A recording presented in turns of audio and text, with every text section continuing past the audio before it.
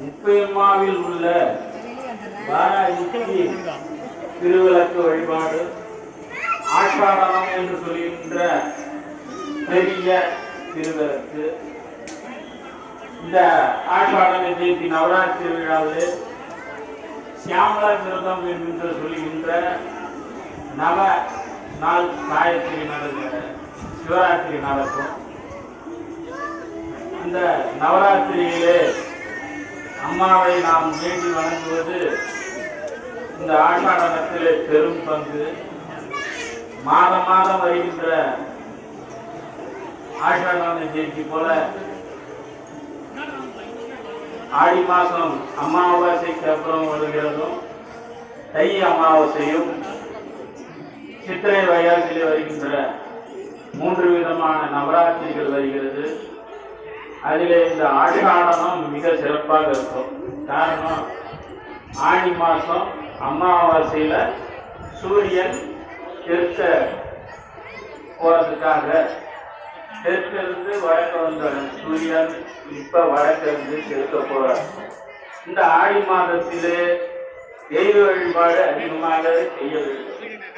ஆலயத்திலே திருவிழாக்கள் நடத்துவார்கள், கூழ் ஊற்றுவார்கள்,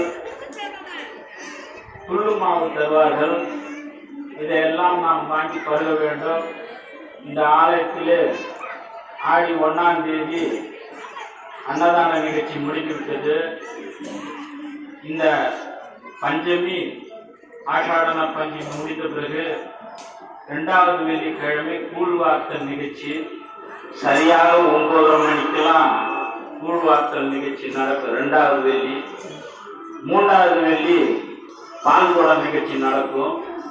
பால் எடுக்கிறவங்க இந்த கோயில் ஆலயத்திலே சக்தி அளிப்பார்கள். பால் குடம் எடுத்துட்டு மதியானம் பிரசாத விநியோகம்லாம் நடக்கும். 3வது வெள்ளி. 4வது வெள்ளி ஆடிப்பூர நிகழ்ச்சியோடு நடக்கிறோம். 4வது வெள்ளி வளையல் அலங்காரம் ஆடிப்பூர நிகழ்ச்சி. 5வது வெள்ளியும் வரலட்சுமி நோன்புடன் நடக்கிறோம்.